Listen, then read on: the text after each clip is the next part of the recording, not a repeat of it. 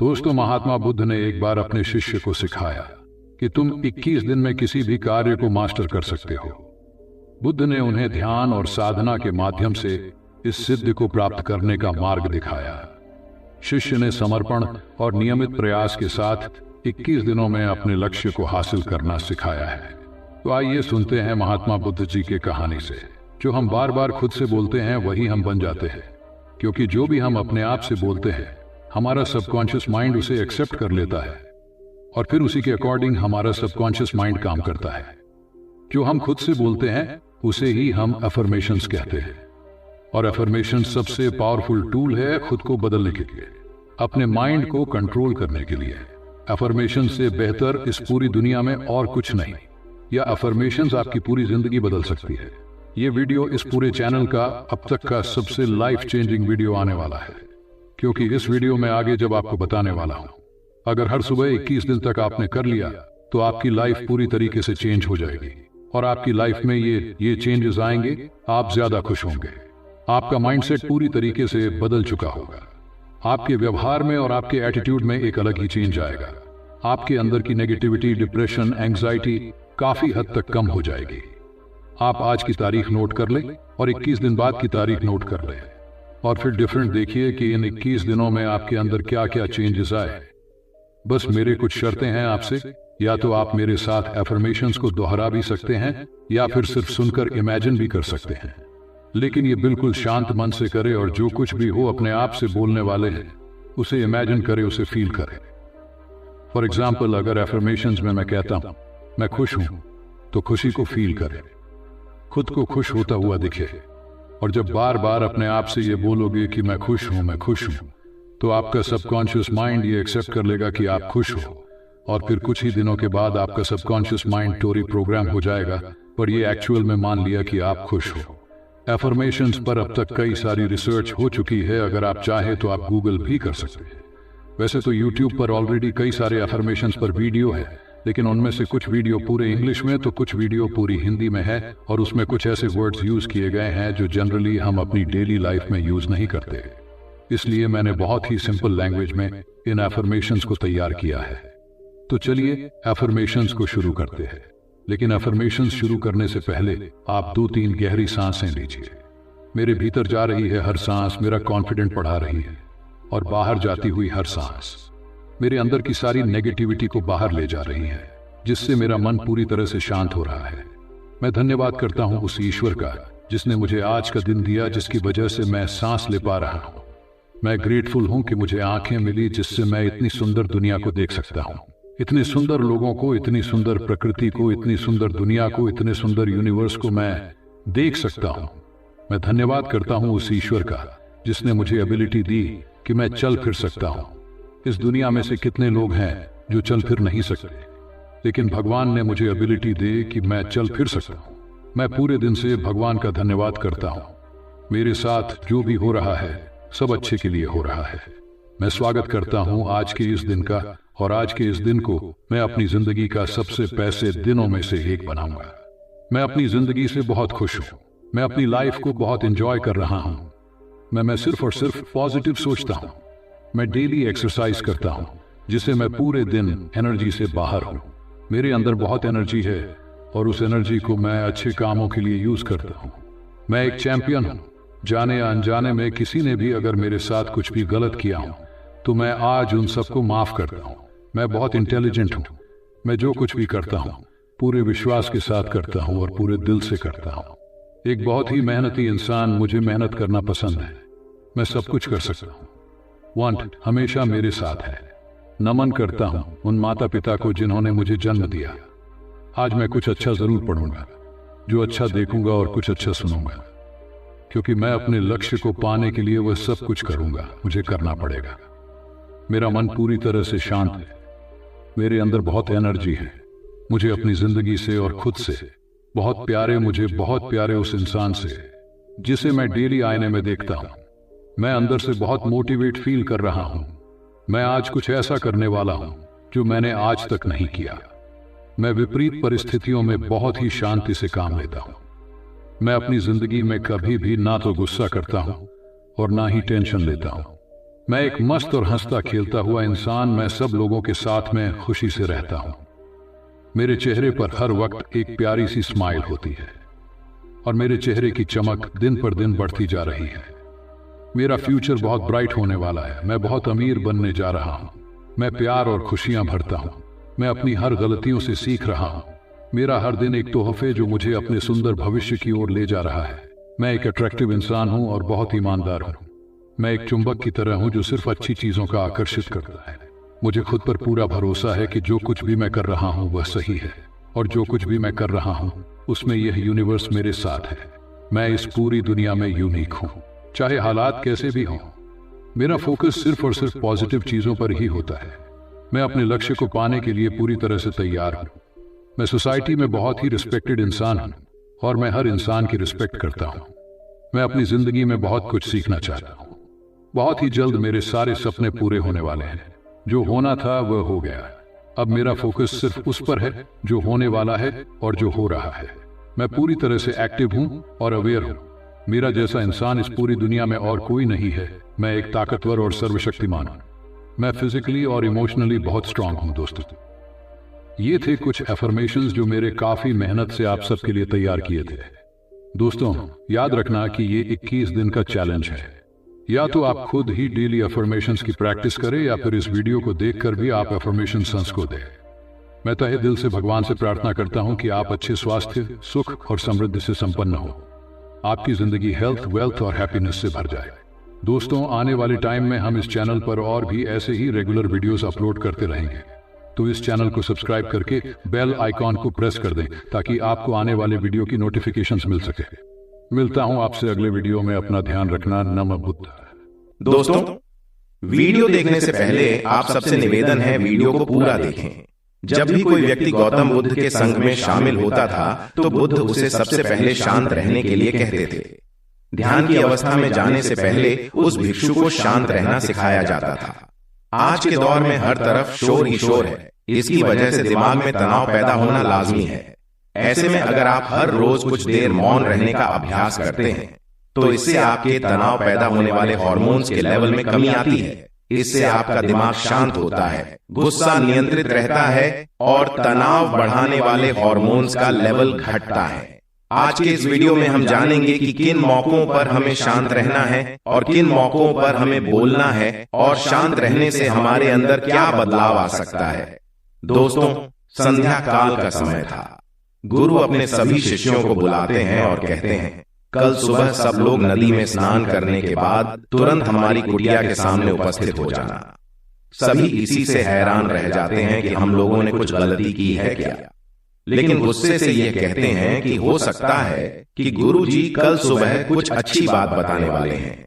सब लोग रात को सही समय पर सो जाते हैं और सुबह उठकर सभी लोग नदी में स्नान करने के बाद वापस गुरु जी के सामने उपस्थित हो जाते हैं। गुरु कहते हैं, आज हम तुम सबको चुप रहने के फायदे के बारे में बताऊंगा। गुरु कहते हैं 10 मौके जहां पर चुप रहने से होता है लाभ और बोलने से नुकसान। गुरु कहते हैं, अगर आप इन 10 मौकों पर शांत हो गए यानी मौन हो गए तो आप जो चाहेंगे वही मिल जाएगा। आपकी जिंदगी में चमत्कारिक बदलाव शुरू हो जाएंगे। जरूरत से ज्यादा बोलना या चुप रहना दोनों ही अच्छी बात नहीं है। जैसे जरूरत से ज्यादा बारिश हो जाना या फिर धूप दोनों ही दिक्कत देती है, उसी तरह अनावश्यक बोलने से भी काफी नुकसान होता है। गुरु कहते हैं कि पहला ऐसा मौका जहां पर व्यक्ति को चुप रहना चाहिए, बिना तथ्य के ना बोले। गुरु ने कहा, अगर आपके पास कोई तथ्य नहीं है तो वहां चुप रहने में ही भलाई है। चुप बैठने से दिमाग में नई कोशिकाओं का निर्माण होता है और इससे ध्यान की वृद्धि होती है। बोलने में भलाई वही है जहां आपको किसी चीज के बारे में पूरा ध्यान हो। अगर आप बिना तथ्य के कहीं बोलते हैं या फिर बेवजह बोलते हैं तो आपका वहां मजाक भी बन सकता है। अगर आपके पास पर्याप्त जानकारी नहीं है, ऐसी जगह पर बोलने से आपका मजाक तो बनी रहेगी, साथ ही साथ लोगों का भरोसा भी आपसे उठने लगेगा। इसलिए ऐसी जगह पर शांत रहो जहां तुम्हें पता ना हो कि क्या बोलना है क्या नहीं। कई बार कुछ लोग ऐसे होते हैं जो हर जगह अपनी उपस्थिति बताने लगते हैं। उन्हें पता नहीं होता है कि हमें क्या बोलना है, लेकिन फिर भी बोलते जाते हैं और फिर बाद में दूसरे लोग उनके जाने के बाद उनका मजाक उड़ाते हैं।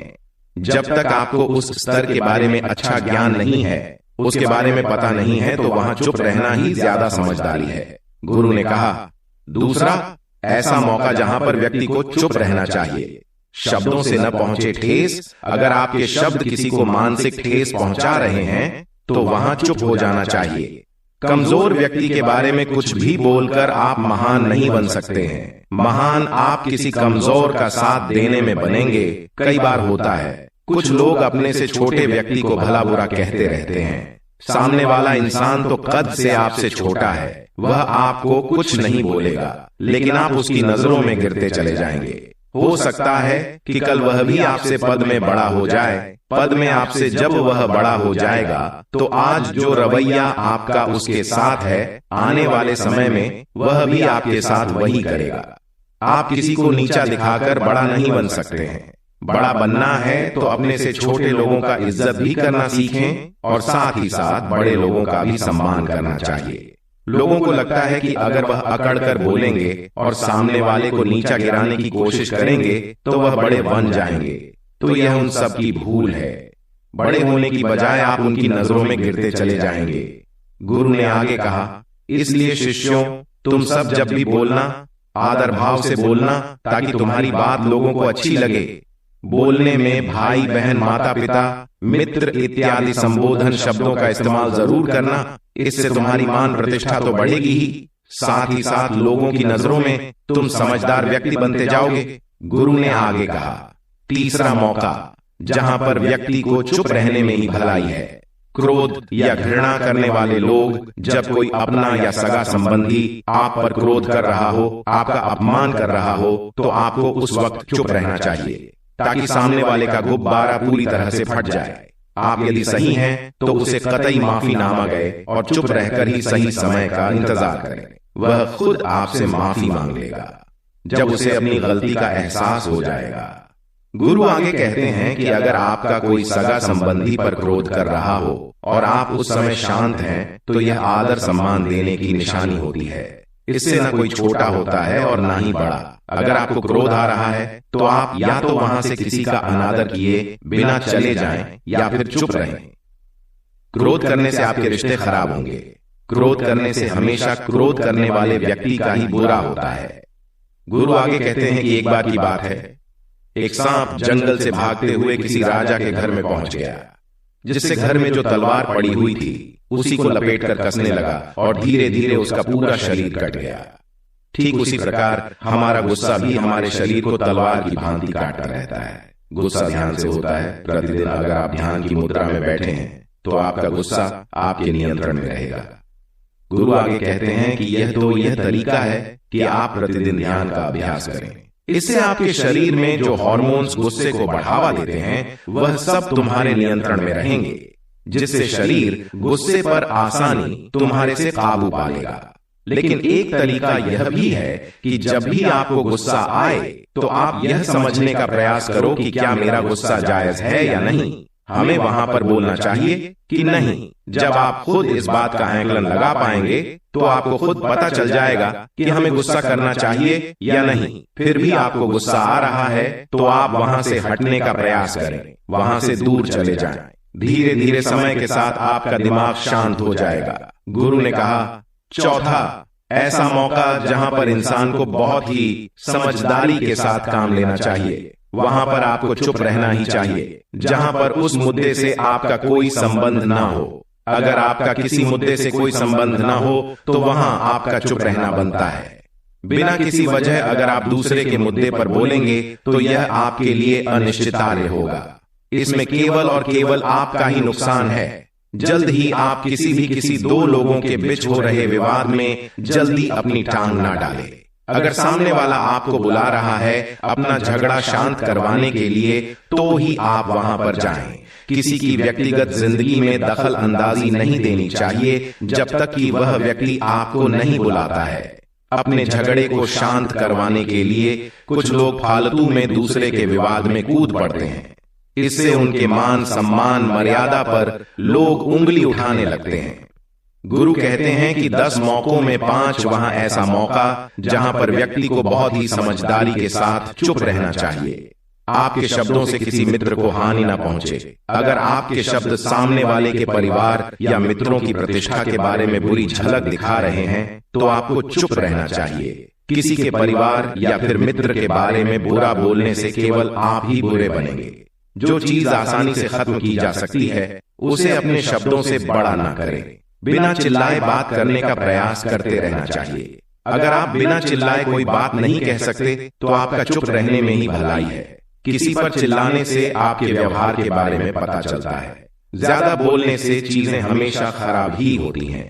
कई बार कुछ रिश्ते ज्यादा तेज बोलने की वजह से टूट जाते हैं। इसलिए अपनी आवाज में मीठापन लाए। आपके शब्दों से आपके दोस्त को हानि नहीं पहुंचनी चाहिए। कभी कभी दोस्तों के जब हम मजाक हैं तो रहे कि आपके शब्दों से किसी का अनादर ना हो। मजाक को भी हमेशा शब्दों के मायने में ही रखें। जहां किसी को शब्दों से चोट लगे वहां चुप हो जाएं। ज्यादा बोलने से हमेशा नुकसान ही होता है कि सामने वाला उसकी बात को समझ रहा है। कई बार बताने से दुख कम हो जाते हैं। आपको अपना दुख इसलिए बता रहा होगा कि उसे लग रहा है कि आप उसकी बात को समझ रहे हैं। दुख बांटने से कम हो जाता है। इसलिए जब कोई व्यक्ति अपना दुख आपसे व्यक्त करे तो आप चुप मारकर उसकी बात को बहुत ही ध्यान से सुने ताकि उसके दुख कम हो जाए, उसके मन का बोझ हल्का हो जाए, क्योंकि उसके मन में जो भी बातें थीं वह आपको सब बता दिया।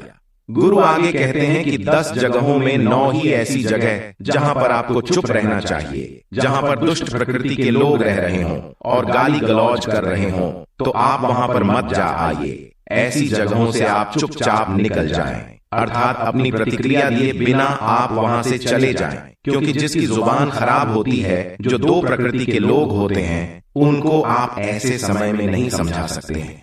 जब उनका दिमाग पूरी तरह से शांत हो जाए तभी वह आपकी बात सुनेंगे। इसलिए जहां पर दुष्ट प्रकृति के लोगों आपकी बात को ना मानते हों और ना ही सुनते हों तो आपको वहां पर नहीं बोलना चाहिए।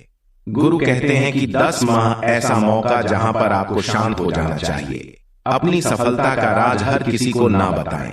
कई बार होता है कि कुछ लोग जो सफलता को बहुत ही जल्दी अर्जित कर लेते हैं वे हर जगह अपनी सफलता का ढिंढोरा पीटने लगते हैं। ऐसे में क्या होता है कि कई लोग आपकी सफलता से खुश नहीं होते हैं। अगर आप अपनी सफलता का जबरदस्ती लोगों में ढिंढोरा पिटवा रहे हैं तो लोगों की नकारात्मक ऊर्जा आपको प्रभावित कर सकती है। जब आप सफल होंगे तो सबको पता चल जाएगा कि आप सफल हो गए हैं। ढिंढोरा पीटने से नुकसान आपका ही होगा। इतना कहकर गुरु ने कहा, शिष्यों, आज के लिए बस इतना ही। अगर तुम सब मेरी इन 10 बातों को अपने जीवन में अपना लेते हो तो तुम काफी हद तक परेशानियों से बचे रहोगे। यहां से जाने के बाद मेरी यह बातें आपके जीवन किसी वरदान से कम साबित नहीं होंगी। दोस्तों, मुझे उम्मीद है इस वीडियो से आपको बहुत कुछ सीखने को मिला होगा। अगर आप नए हो तो हमसे जुड़ने के लिए इस चैनल को सब्सक्राइब करना मत भूलिएगा।